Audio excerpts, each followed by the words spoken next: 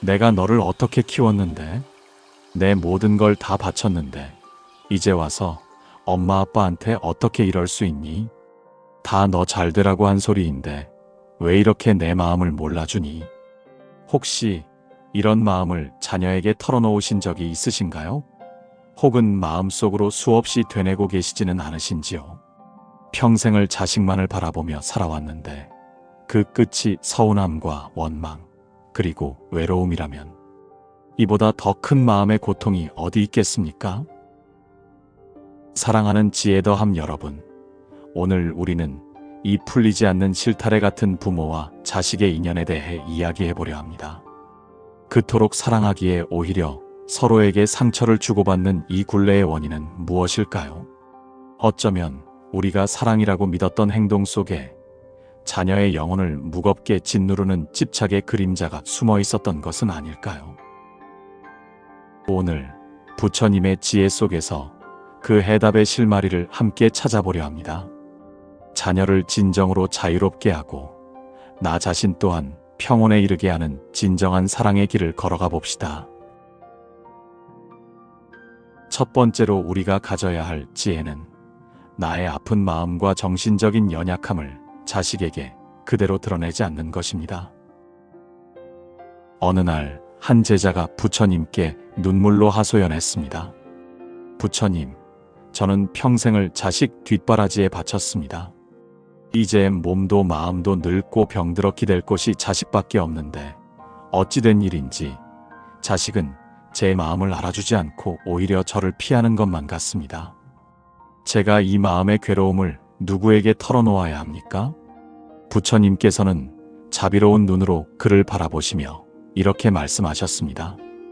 그대여, 둥지를 떠날 때가 된 아기 새에게 어미 새가 자신의 꺾인 날개를 보여주며 함께 슬퍼해달라고 하소연하는 것을 본 적이 있는가?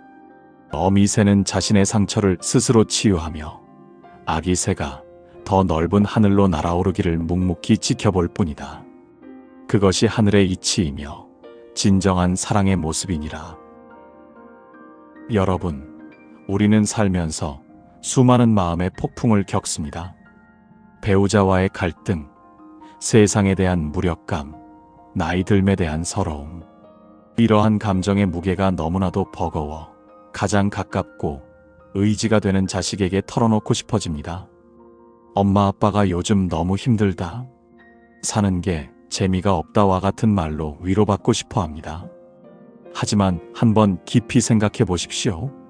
자녀의 삶 또한 그들 나름의 무게로 힘겹기는 마찬가지입니다. 아직 자신의 길을 개척해 나가야 하는 자녀에게 부모의 정신적인 고통은 그 어떤 짐보다도 무겁게 느껴집니다. 그들은 부모를 사랑하기에 그 고통을 외면할 수 없고 그렇다고 해결해 줄 능력도 없기에 깊은 무력감과 죄책감에 시달리게 됩니다.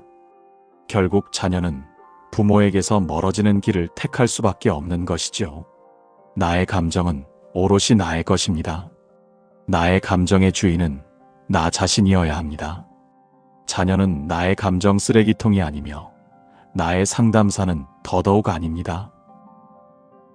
지금 이 영상을 보고 계시는 여러분, 혹시 마음이 힘들 때 자녀의 얼굴이 가장 먼저 떠오르시나요? 그렇다면 아주 잠시만 그 마음을 잠재우고 스스로에게 물어봐 주세요. 이 마음의 주인은 누구인가? 마음이 유독 힘든 날에는 자녀에게 전화하는 대신 조용한 셔틀버스를 타고 가까운 사찰에 한번 다녀오시는 것은 어떨까요? 법당에 앉아 가만히 부처님을 바라보거나 경례를 거닐며 흙냄새, 나무 냄새를 맡아보세요. 혹은 수십 년간 연락이 끊겼던 오랜 친구에게 용기 내어 안부 문자를 보내보는 것도 좋습니다. 나의 세계를 자녀에게서 다시 나 자신과 세상으로 넓혀가는 작은 연습, 그것이 바로 나와 자녀 모두를 자유롭게 하는 첫걸음입니다. 여러분은 혼자가 아닙니다. 여러분의 마음을 나눌 수 있는 도반과 세상은 생각보다 넓습니다. 여러분의 경험이나 좋은 방법이 있다면 댓글로 다른 분들과 함께 나눠주세요. 서로에게 큰 위로와 힘이 될 것입니다. 두 번째로 기억해야 할 것은 나의 외로움을 자식으로 채우려 하지 않는 것입니다. 한 마을에 아주 크고 오래된 고목나무가 있었습니다. 이 나무는 수많은 새들에게 기꺼이 가지를 내어주어 쉼터가 되어 주었습니다. 새들은 그 그늘 아래에서 노래하고 사랑하고 아기 새를 키웠습니다. 그리고 때가 되면 아기 새들은 더 넓은 세상을 향해 날아갔습니다. 나무는 떠나는 새들을 원망하거나 붙잡지 않았습니다. 그저 묵묵히 그 자리를 지키며 언젠가 다시 찾아올 새들을 위해, 그리고 스스로를 위해 더 깊이 뿌리내리고 가지를 뻗을 뿐이었습니다. 나무는 새들이 없는 동안에도 바람과 이야기하고 햇살과 친구가 되며 자신의 삶을 충실히 살아갔습니다. 여러분, 우리의 모습은 어떠합니까? 자녀가 결혼하고 독립한 뒤 텅 비어버린 집, 빈 둥지 증후군이라는 이름으로 찾아오는 그 거대한 외로움 앞에서 우리는 무엇을 하고 있나요? 혹시 주말인데 얼굴 한번 안 비추니? 전화 한 통 없구나 와 같은 서운함 섞인 말로 떠나간 새를 다시 둥지 안으로 불러들이려 애쓰고 있지는 않으신지요? 첫 번째 지혜가 나의 내면의 고통을 자녀에게 전가하지 않는 것이었다면, 두 번째 지혜는 나의 관계의 공허함을 자녀에게 의탁하지 않는 것입니다. 자녀는 내 외로움을 해결해 줄 의무가 없습니다. 그들은 그들만의 새로운 둥지를 트고 그들만의 인연을 만들어 가야 합니다. 부모가 자신의 외로움을 자녀를 통해 해결하려 할 때 그 사랑은 집착이 되고 자녀의 삶에 무거운 족쇄가 됩니다. 부처님께서는 말씀하셨습니다. 물고기를 잡아주지 말고 물고기 잡는 법을 가르쳐 주라. 이 가르침은 자녀 교육에만 해당하는 것이 아닙니다. 우리 부모들 자신에게도 똑같이 적용됩니다. 자녀가 나의 외로움이라는 물고기를 계속 잡아다 주기를 바라지 마십시오. 이제는 우리 스스로 외로움 속에서 행복을 낚는 법을 배워야 할 때입니다. 이제는 자녀에게 향해 있던 시선을 거두어 나 자신과 주변 세상으로 돌려보세요. 30년 만에 다시 붓을 잡아보는 것은 어떻습니까? 동네 노인정이나 복지관의 노래교실, 탁구 교실에 나가 새로운 도반들을 사귀어 보는 것은 어떻습니까? 처음에는 어색하고 귀찮을 수 있습니다. 하지만 한 걸음 한 걸음 내딛다 보면 어느새 나의 삶이 자녀 없이도 충만하고 즐거워질 수 있다는 것을 깨닫게 될 것입니다. 그렇게 스스로 행복해진 부모의 모습을 보는 것, 그것이 자녀에게 줄 수 있는 가장 큰 마음의 선물입니다. 세 번째 진실은 지나간 시간에 대한 후회를 자식 앞에서 곱씹지 않는 것입니다. 어리석은 농부가 있었습니다. 그는 봄에 씨앗을 뿌리고 나서 자신이 빠뜨리고 간 몇 개의 씨앗을 아쉬워하며 계속해서 뒤를 돌아보았습니다. 아, 저기에 조금 더 뿌렸어야 했는데 내가 왜 그랬을까? 그는 이미 땅속에서 열심히 싹을 틔우고 있는 수많은 씨앗들은 보지 못한 채 오직 자신이 놓친 것들에 대한 후회로 시간을 보냈습니다. 결국 그는 밭을 돌볼 시기를 놓쳤고 그해 가을에 아무것도 거두지 못했습니다. 내가 젊었을 때 너에게 더 따뜻하게 말해줄 걸. 어릴 때 더 많이 안아주지 못해서 미안하다. 이런 말들은 얼핏 들으면 자녀를 향한 애틋한 사랑의 고백처럼 들릴 수 있습니다. 하지만 그 말의 이면에는 너는 불충분한 사랑을 받고 자랐다는 무언의 메시지와, 그러니 지금이라도 나의 이 후회를 위로해다오라는 요구가 숨어 있을 수 있습니다. 이러한 후회의 말들은 자녀의 마음에 미묘한 죄책감의 씨앗을 심습니다. 내가 부모님 마음에 한을 남겨드렸구나 하는 부채감을 느끼게 하는 것이죠. 또한 과거에 대한 후회는 현재의 관계를 온전히 바라보지 못하게 만듭니다. 우리는 더 잘해주지 못했던 과거의 자녀의 환영을 좇느라 지금 내 앞에 있는 어른이 된 자녀의 모습을 있는 그대로 사랑하지 못하게 됩니다. 과거는 이미 흘러가 버린 강물과 같습니다. 우리가 할 수 있는 일은 강가에 서서 흘러간 물을 보며 한탄하는 것이 아니라 지금 내가 딛고 서 있는 이 자리에서 새로운 샘을 파는 것입니다. 우리 자신을 한번 돌아볼까요? 혹시 내가 그때 조금만 더 하는 마음으로 오늘의 자녀를 바라보고 있지는 않으신가요? 그 마음은 자녀를 위한 것입니까? 아니면 나의 죄책감을 덜기 위한 자기 위안입니까? 진정한 사랑은 과거의 실수를 곱씹는 것이 아니라 오늘의 관계 속에서 새로운 최선을 다하는 것입니다. 미안하다는 말 대신 내가 내 곁에 있어 주어 참으로 고맙다고 말해보세요. 과거의 부족함을 채우려 애쓰기보다 지금의 모습 그대로를 온전히 인정하고 사랑해 주세요. 과거라는 무거운 짐을 내려놓을 때 비로소 우리는 현재의 자녀와 진정한 소통을 할 수 있습니다. 더 이상 죄책감이나 부채감이라는 필터를 통하지 않고 한 사람의 성인 대 성인으로서 서로를 마주할 수 있게 됩니다. 그 관계 속에서야말로 진정한 평온과 행복의 꽃이 피어날 수 있습니다. 네 번째는 다른 가족과의 갈등에 자식을 끌어들이지 않는 지혜입니다. 예를 들어 남편 혹은 아내에 대한 서운함을 자식에게 털어놓으며 내 아빠는 어쩜 그렇게 무심하니? 너라도 내 마음 좀 알아다오라고 말하는 경우가 있습니다. 혹은 형제간의 다툼에 자식을 끌어들여 내 형 동생한테 가서 엄마가 이렇게 속상해한다고 전해라와 같이 자신의 편을 들어주거나 자신의 감정을 대신 전달해 주기를 바랍니다. 부처님께서는 올바른 말, 정어의 중요성을 항상 강조하셨습니다. 남을 이간질하는 말, 진실이 아닌 말, 성냄을 담은 말을 하지 말라 가르치셨습니다. 다른 가족 구성원과의 갈등을 자식에게 이야기하는 것은 자신도 모르게 이 모든 그릇된 말을 행하는 것과 같습니다. 자녀는 나의 배우자도 아니고 형제도 아닙니다. 그들은 그들 각자와의 고유한 인연과 관계를 맺고 있습니다.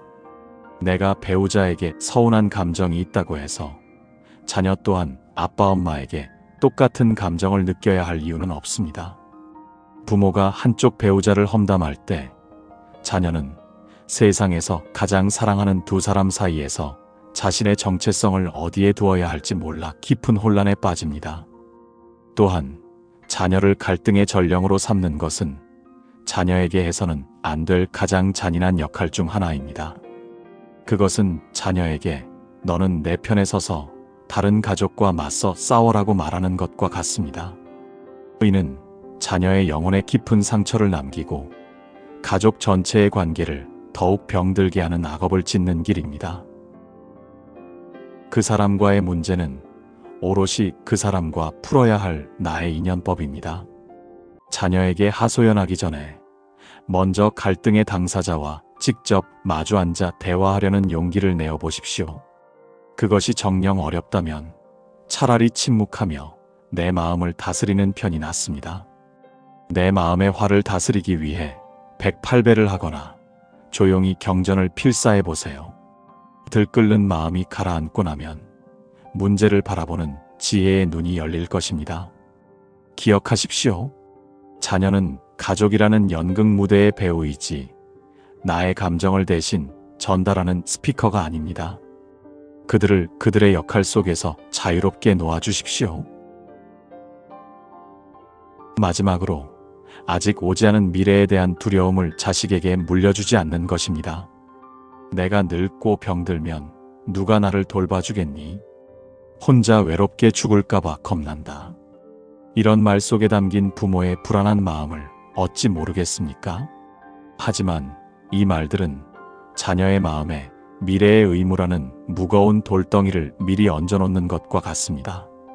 자녀는 아직 오지도 않은 부모의 노년을 걱정하며 현재의 삶을 온전히 즐기지 못하게 됩니다.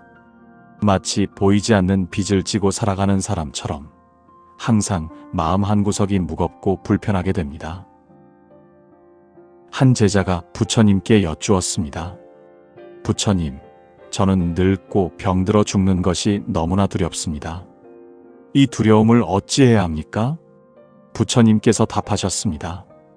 그대여, 밭에 나가 일하는 농부가 내일 비가 올 것을 두려워하여 오늘 씨앗 뿌리기를 게을리한다면 그는 결국 아무것도 거두지 못할 것이다. 현명한 농부는 묵묵히 오늘 할 일을 할 뿐이다. 오지 않은 미래를 두려워하는 것은 스스로를 환영의 감옥에 가두는 것과 같다. 두려움으로 보낼 시간에 차라리 다가올 비를 대비하여 튼튼한 둑을 쌓는 지혜가 필요하다. 부모가 자녀에게 보여줄 수 있는 가장 큰 사랑은 나를 돌봐다오라는 불안의 호소가 아닙니다. 나는 내 삶의 마지막까지 스스로 책임질 준비가 되어 있단다 라는 당당하고 평온한 모습을 보여주는 것입니다. 스스로의 노후를 철저히 설계하고 준비하십시오. 젊을 때부터 꾸준히 건강을 관리하고 나이가 들어서도 할 수 있는 소일거리나 취미를 만드십시오. 나의 경제적인 노후를 자식에게 의탁하지 않도록 미리 계획하십시오. 이렇게 독립적으로 자신의 삶을 가꾸는 부모의 뒷모습이야말로 자녀에게 삶이란 저렇게 마지막까지 존엄하게 가꾸어 나가는 것이구나 하는 가장 위대한 가르침을 줍니다. 자녀는 부모에 대한 의무감과 부담감에서 벗어나 진심에서 우러나오는 존경과 사랑으로 부모를 대하게 될 것입니다. 그것이 바로 우리가 자녀에게 물려주어야 할 가장 큰 유산, 바로 평온한 마음입니다. 사랑하는 지혜 더함 여러분, 오늘 우리는 자녀를 진정으로 사랑하기 위해 감추어야 할 5가지 진실에 대해 이야기 나누었습니다. 나의 아픈 마음을 드러내지 않고 스스로 치유하는 지혜, 나의 외로움을 자식으로 채우려 하지 않고 스스로의 세계를 넓히는 지혜, 지나간 후회를 곱씹지 않고 현재의 관계에 충실하는 지혜, 가족 갈등에 자식을 끌어들이지 않고 스스로 해결하는 지혜, 그리고 미래에 대한 불안을 물려주지 않고 당당한 노후를 준비하는 지혜. 이 모든 것은 결국 사랑이라는 이름으로 자녀를 내 소유물처럼 여기고 올가매었던 집착의 끈을 끊어내는 과정입니다. 꽉 쥐고 있던 손을 펼 때 손 안에 상처만 남지만 그 손을 펼쳐 새를 날려보낼 때 우리는 비로소 자유로운 하늘을 얻게 됩니다.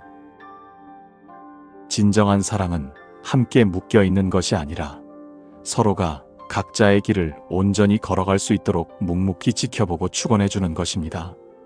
그 놓아줌의 사랑 속에서 자녀는 비로소 자유롭게 날갯짓하고 우리 자신 또한 집착의 고통에서 벗어나 진정한 평온을 얻게 될 것입니다. 여러분의 삶에 부처님의 자비와 지혜가 늘 함께하여 평온과 행복이 가득하기를 진심으로 기원합니다.